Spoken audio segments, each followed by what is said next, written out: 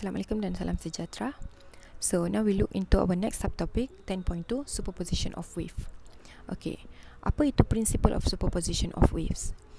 When two or more waves are travelling through a medium, the displacement of the medium is equal to the sum of the displacement of the individual wave. So semalam kita ada cakap pasal when you have a mechanical wave, it must have a medium to travel. Contoh kita ambil water wave itself lah. So kita ada air. So when you drop a pebble, that pebble is going to cause disturbance in the particles ataupun molecules in the water and causes the wave to travel. And the wave is travelling in the water. So medium kita dekat sini adalah water. So apa yang dia cakap dekat sini adalah when two or more waves are moving through a medium. So contoh ada wave yang tengah travel dalam air, the displacement of the medium is equals to the sum of the displacement of the individual wave. So pergerakan yang kita nampak dalam medium kita itu, pergerakan itu adalah due to that, this formation of wave ini adalah due to the summation of both the waves. Okay, ataupun cara lebih senang nak faham adalah superposition maksudnya overlapping. Bila dua wave bertemu, mereka akan overlap each other. Itu maksud superposition of wave. Okay, next kita nak tengok standing wave. Okay, standing wave ataupun nama lain dia adalah stationary wave, means there is no sense of motion in that particular wave. Okay, by definition, is a form of wave in which the profile of wave does not move through the medium. Maksudnya, the profile in the wave is not moving. Maksudnya kita akan nampak macam wave itu tidak bergerak. Semalam kita ada belajar pasal progressive wave. Di mana saya cakap progressive wave maksudnya adalah the wave is travelling. Betul tak? It is travelling to the right ataupun to the left. Tapi when it comes to standing wave, the wave profile does not move through the medium. Maksudnya tak ada pergerakan dalam wave itu. Okay, how do you form this standing wave adalah it is formed when two waves which are travelling in the opposite direction and which have the same speed, same frequency and amplitude are superimposed. Okay, so bila kita ada dua wave, let's say satu wave, saya panggil wave A, tengah bergerak ke kanan, bertemu dengan another wave, let's say dia tengah bergerak ke kiri, wave B ini. So bila dua wave ini bertemu dan dia boleh form this standing wave, tapi dengan syarat mereka kena ada same speed, same frequency dan juga same amplitude. Okay, so mereka kena ada semua benda ini yang sama, frekuensi kena sama, velocity kena sama dan juga dia punya amplitude kena sama. Kalau sama semua ini dan mereka tengah travel in the opposite direction to each other, and mereka akan superimpose dan produce a standing wave. In observing the standing wave, there is no sense of motion in the direction of propagation of either the original wave. Alright? Okay, apa maksud ayat yang saya cakap ni adalah there is no sense of motion in the direction. Maksudnya bila kita nampak wave itu, apa yang kita akan nampak dekat sini adalah, what are you going to observe here adalah, let me draw and show you. Apa yang akan observe adalah bila satu wave tengah travel, one wave is travelling, let's say this wave is travelling to the right, and then kita ada lagi satu wave yang tengah travel, dia datang daripada kiri pula, dan mereka superimpose and they have the same frequency, same speed dan juga same amplitude. So bila kita tengok wave ni, kita akan nampak seolah-olah dia adalah satu gelombang yang bentuk dia gini, the black colour one sekarang, dan kita akan nampak wave ini seolah-olah dia tidak bergerak. Kita akan nampak that loop sahaja. Kita tak akan nampak any pergerakan dekat sini. Itu maksud standing wave. Okay, dalam standing wave ini kita akan ada dua titik yang kita kena faham dan kena faham lah, which is node dan juga antinode. Okay, apa maksud node dan juga antinode ini adalah, node is a point at which the displacement is zero. So lepas kita dapat this standing wave being formed, so ini adalah bentuk standing wave lah. Kita ada dua wave, satu tengah travel ke kanan, satu lagi travel ke kiri, with the same velocity, same speed, same frequency dan juga same amplitude, superimpose, dia produce these loops. Okay, these loops indicate our standing wave. Alright, okay. apa yang akan jadi adalah titik-titik yang memberi displacement yang sama dengan kosong, kita panggil dia node. Contoh dekat sini adalah ini, the displacement here is 0. The displacement here is 0. The displacement here is 0. The displacement is 0. The displacement here is 0. Maka ini akan automatically jadi node kita. This is my node. Okay, which is indirectly indicates that bila dua wave bertemu dan pertemuan mereka, bila dua wave bertemu, bila dua wave bertemu gini, senang lagi nampak. Combination of them gives you a destructive interference, maksudnya dia adalah node. They cancel each other. Okay, so kita dapat destructive interference. However, kalau antinode pula is a point at which the maximum displacement occur, which the displacement is maximum. So dekat sini, contoh bila dua wave itu bertemu, okay, amplitude of the wave akan enhance jadi lagi besar. So ini kita panggil the antinode, iaitu dekat titik-titik yang kita akan ada maximum displacement. So this is my antinode. Antinode, antinode, antinode, which is where the constructive interference occur. Alright, so once kita dah faham node dengan antinode, kita nak sekarang masuk equation of a standing wave. Okay, untuk standing wave, equation dia comes from the combination of two wave yang tengah travel in the opposite direction with the same velocity, same speed, same frequency dan juga same amplitude.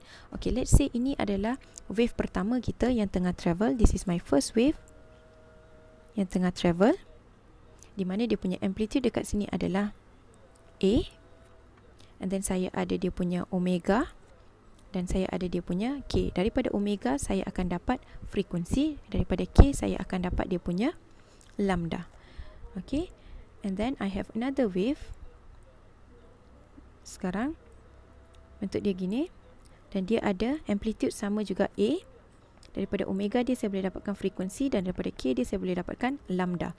And when you found your frequency and lambda, the frequency and lambda are the same for both the wave. Amplitude mereka sama, cuma satu tengah travel to the right, lagi satu tengah travel to the left. So dia akan produce the standing wave, iaitu satu tengah travel to the right, lagi satu tengah travel to the left. As you can see, the equation y1 here is A sin omega t minus kx. Equation y2 pula A sin omega t plus kx.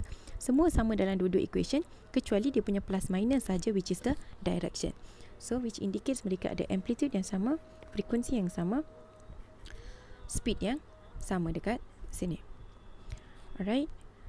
Okay, and then you are going to add this to individual wave to produce that one standing wave. Sebab standing wave tadi kita cakap comes from the combination of two individual wave. So bila awak tambah, awak akan guna identity dekat sini, and then you will end up with the 2a cos kx sin omega t. So ini adalah general equation.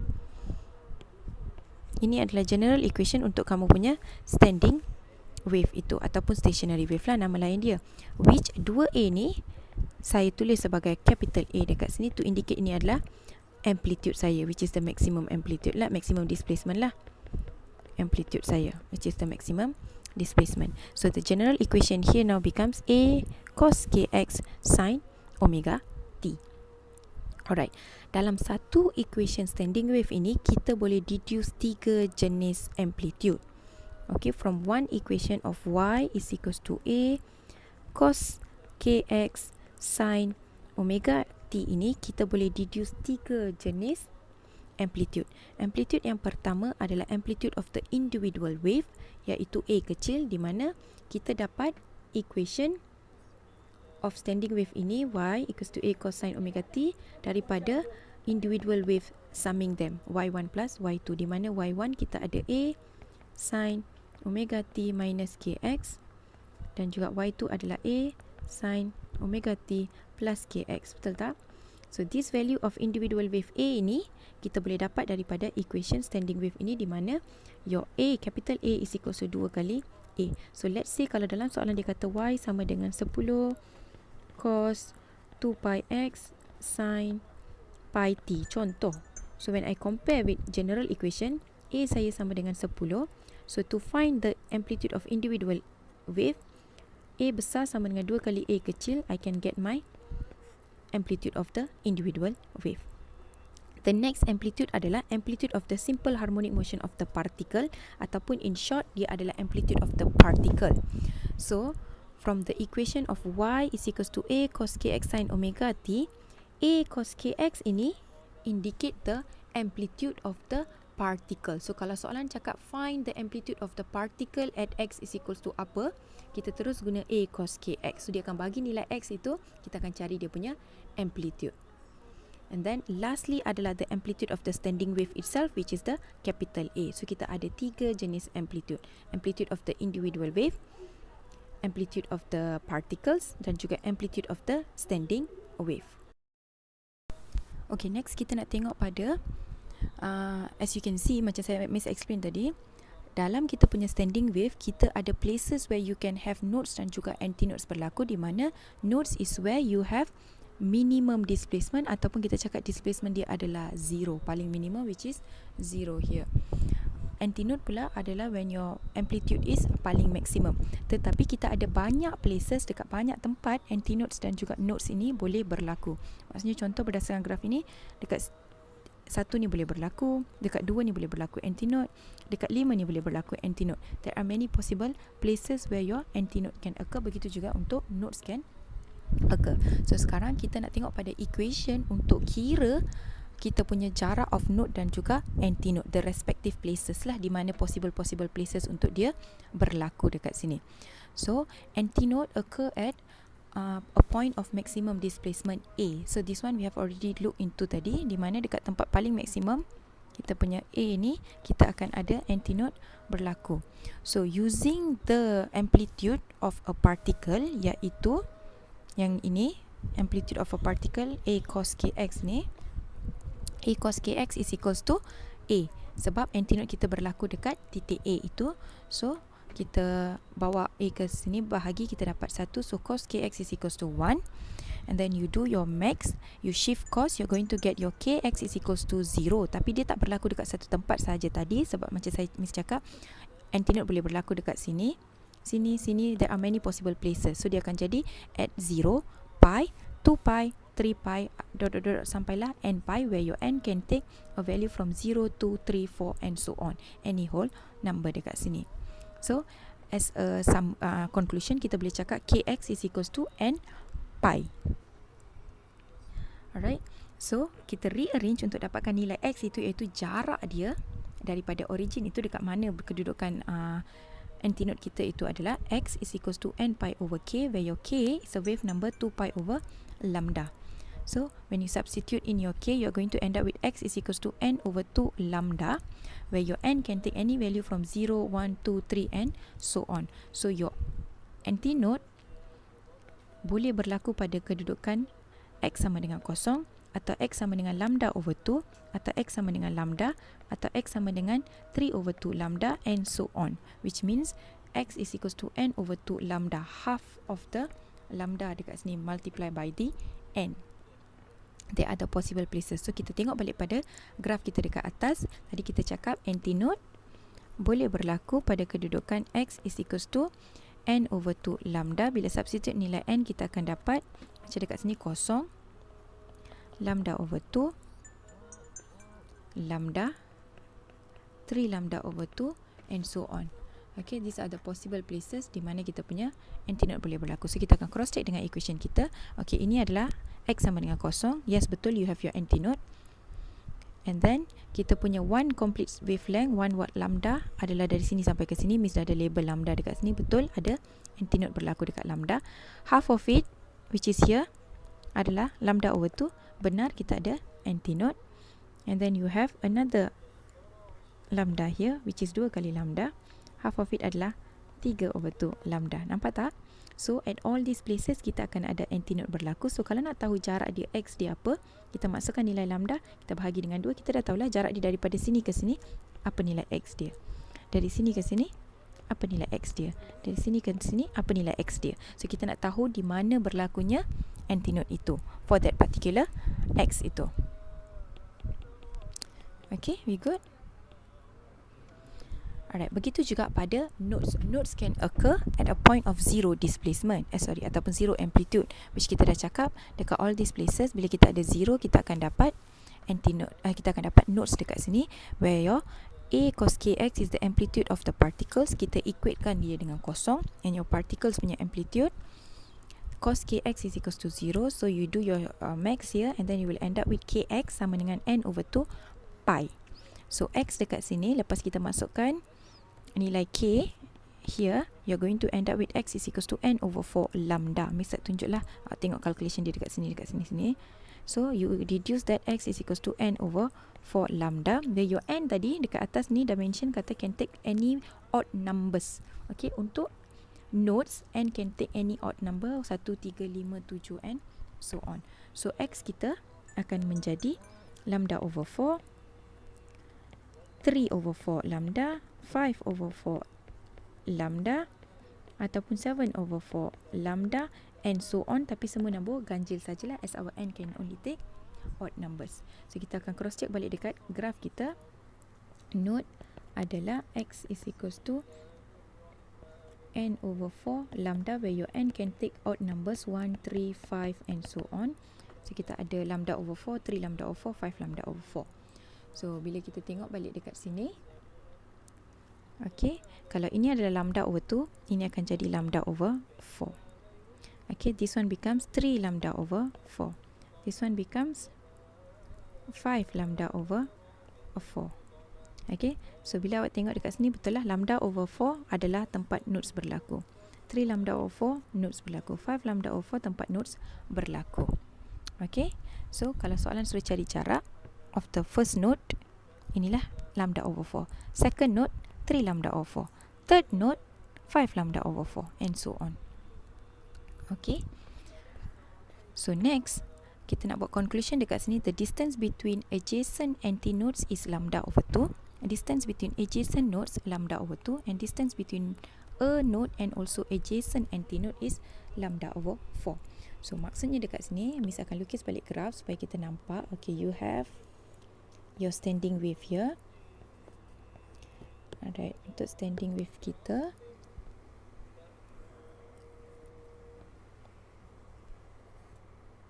tak maaf lah hodoh sangat lukisan, tapi asalkan awak faham.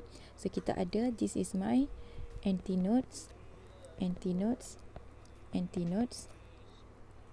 Kejap, untuk senangkan nampak, Miss lukis gini lah. Sekejap. Sekejap. Kita start daripada atas, senang sikit.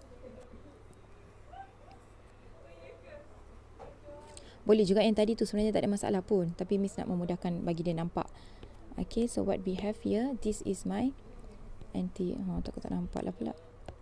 This is my antinodes, antinodes, antinodes, antinodes. Ini adalah node, node, node saya dan juga node saya. Okay, the first one dia cakap the distance between adjacent antinodes. Maksudnya jarak antara antinodes dan juga antinodes adalah by lambda over 2. As you can see, lambda adalah from here to here, one complete wavelength. Ini adalah lambda kamu. Okay, dalam satu lambda kita ada 3 antinodes. Tapi kita tengah cakap pasal distance between adjacent antinode, iaitu antara satu antinode dengan lagi satu antinode, which is actually half of the lambda. Itu maksud dia. So kalau soalan minta find the distance between adjacent antinodes, kita ambil nilai wavelength, kita bahagi dengan 2 sahaja. Begitu juga, let's say this is your point here. From here, you come back here is one wavelength. Nampak tak? Ini adalah satu lambda dekat sini. Nak guna color lain lah. Dari sini, daripada nodes pergi ke nodes ni dan datang balik ke nodes ni, this is your one lambda here. Okay, distance from nodes to adjacent nodes adalah half of the lambda, separuh daripada wavelength kita. Okay, so kalaulah kita nak tahu jarak antara node, satu node dengan satu lagi antinode, iaitu yang bersebelahan, iaitu jarak antara node dengan antinode yang bersebelahan, apa yang akan jadi dekat sini adalah jarak antara mereka. As you can see, this one is your lambda, satu lambda kan. Okay, ini adalah antinode dan node kita. Saya nak tahu jarak antara ni je, jarak antara mereka ni, from here to here saja. So this whole thing adalah lambda. Dari sini sampai ke sini adalah half of lambda. Dari sini sampai ke sini adalah lambda over 4. So the distance between a nodes and adjacent antinodes adalah by lambda over 2. So when you know the value of lambda, kita masukkan, kita boleh cari tiga benda, iaitu jarak antara adjacent antinodes, adjacent nodes dan juga node dan juga adjacent antinodes itu. We good? Alright, next kita nak tengok the difference between progressive dan juga standing wave. Okay, sebelum kita tengok pada perbezaan dia, saya tekankan balik, progressive adalah wave yang tengah travel. Standing wave adalah wave yang tidak bergerak, stationary, tiada pergerakan. And you form standing wave from two travelling wave. Dia kena ada dua travelling wave which has same speed, same frequency, same amplitude and travelling in the opposite direction. Semua benda ni kena sama kecuali direction mereka saja berbeza, maka kita akan form that standing wave. Alright. Okay. So the difference between them adalah for progressive wave, the wave profile move. Ya betul lah, because the wave is travelling, betul tak? So the wave profile move. For standing wave, wave profile does not move. So it is not moving, stationary. Okay, for travelling wave, all particles vibrate. So maksudnya particles in the travelling wave akan vibrate. Setiap biji-biji yang kita ada dekat kita punya ni, setiap particles ni akan vibrate. Everything is going to vibrate. But for stationary ataupun standing wave ini, particle at node do not vibrate at all. So dalam kes ni, ini bentuk kita punya wave loop kita. So node berlaku dekat tempat displacement dia adalah 0. So at this particular point, kita punya particles will not vibrate. And then for progressive wave, the wave transmit energy. So as the wave is travelling, dia akan transmit the energy. Untuk standing wave, it does not transmit energy sebab the wave is not travelling. Okay, so now we are going to look at example 6 here. Dalam example 6 ini, kita ada two harmonic wave ataupun two progressive wave, which is y1 is equals to 5 sin pi t over 2 pi x and y2 is equals to 5 sin pi t minus 2 pi x. Dekat sini, bila saya compare dengan general equation of progressive wave yang kita belajar yesterday, which is y is equals to a sin omega t plus minus kx. Okay, and then soalan cakap write an expression for the new wave when both the wave are superimposed. Maksudnya y1 superimpose dengan y2, maksudnya dia bertemu dengan y2 dekat sini. So apa yang akan jadi adalah when two progressive wave superimpose, dia akan produce standing wave. Okay, when two progressive wave superimpose, dia akan produce one standing wave. And kita tahu equation for standing wave dekat sini, general equation dia adalah a cos kx sin omega t. Alright, since we are using capital A to indicate the amplitude of standing wave, dekat sini kita akan guna A kecil to represent our progressive wave pula. Alright, so sebelum kita come up with this equations ini untuk standing wave, Miss nak tekankan balik, kalau perasan both your y1 and y2 ada amplitude sebanyak 5, unit dia centimeter as mentioned in the question, omega dia adalah pi radian per second, dan juga dia punya k dekat sini adalah 2 pi m negative 1. Tadi Miss cakap for us to produce standing wave, the progressive wave kena ada amplitude yang sama, velocity yang sama, frekuensi yang sama, dan they must travel in the opposite direction. And as you can see, direction mereka memang opposite, satu plus which means ke kiri, satu lagi minus which means ke kanan. So they are travelling in the opposite direction. Amplitude mereka sama 5 cm. Okey, V dan F kita, kalau awak tengok omega, dua-dua omega dekat sini adalah pi. Okey, omega is equals to 2 pi F. So when the omega is 2 pi, I can get my F as 1 Hz. Dua-dua equation Y1 dan Y2 saya, iaitu dua-dua travelling wave saya sekarang, memiliki frekuensi yang sama because their omega is the same. So indirectly selain daripada frekuensi sama, frekuensi dia akan sama disebabkan oleh angular frekuensi dia sama. And then kalau kamu perasan, dia cakap V kena sama, V is equals to F lambda. Okay, F dah ada, kita nak tahu V kita sama atau tidak, kita dapatkan nilai lambda yang kita boleh dapat daripada nilai K. K is equals to 2 pi over lambda. And your K is 2 pi for both the cases, which gives you the same lambda for both the travelling wave, iaitu 1 meter dekat sini. So dua-dua akan ada lambda yang sama, sebab lambda mereka sama maka velocity mereka sama.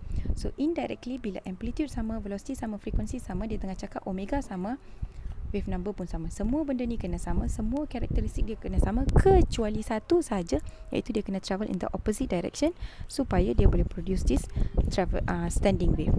Okay, your two travelling wave must have all the properties the same, except for they must move in the opposite direction in order to produce the standing wave. So sekarang kita nak tulis equation untuk standing wave, iaitu my expression for standing wave akan jadi y is equals to a saya. A besar adalah 2 kali A kecil. So A kecil saya adalah 5. So I'll end up with 10. Cos KX dekat sini, K saya adalah sebanyak 2 pi. 2 pi X. Sin omega saya dekat sini adalah pi T. So this is my equation. And then saya kena tulis my X and Y are in centimeter. T is in second. Okay. Next soalan suruh cari wavelength dan frekuensi. Okay, awak tahulah macam mana nak cari wavelength dengan frekuensi. Tadi Miss ada tunjuk kan? So you complete by yourself. So do example 6, habiskan example 6. Nanti upload dekat GC kerja kamu. Okay, now we're going to look at example 7. So example 7, given that transverse wave travels along stretch string at speed 80 meter per second and frequency 20 Hz, standing waves produced on the string. Determine the distance between. Soalan A, dia suruh cari jarak antara two adjacent nodes. Soalan B pula dia suruh cari a node and adjacent antinode. Okay, so basically dia nak suruh cari jarak lah. So apa yang kita ada dekat sini, kita ada frekuensi dan juga velocity. Okay, sebelum kita tengok, Miss nak lukis balik graf untuk standing wave kita dekat sini. So this is your standing wave. Apa yang kita akan ada dekat sini adalah kita akan ada loop.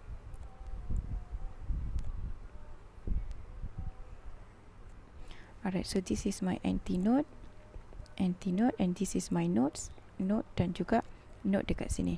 Okay, apa yang kita tengok, apa yang kita ada dekat sini adalah this is 1 lambda. So ini jarak dia adalah lambda dekat sini. Ini pula adalah lambda over 2. Okay, so soalan suruh cari jarak antara two adjacent nodes, maksudnya jarak daripada nodes ke nodes yang seterusnya, which is lambda over 2.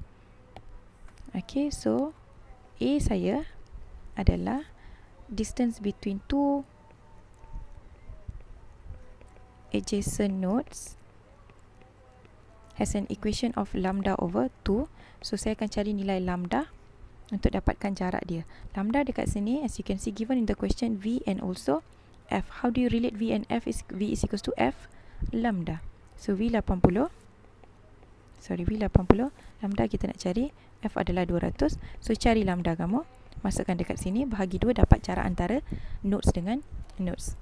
And then next adalah soalan minta jarak antara nodes dengan antinodes, which is dari sini ke sini sahaja, which is lambda over 4 kita. Okay, which is quarter sahaja dekat sini. So lambda over 4. So nilai lambda yang kamu dapat tadi tu, kamu masukkan dekat sini, bahagi awak akan dapat jarak antara nodes dan juga anti-nodes kamu. Okay, so finish up this example as well. Alright, so your task for today is, so basically we have finished chapter subtopic 10.2. So Miss nak kamu buat example 6 sampailah example 9.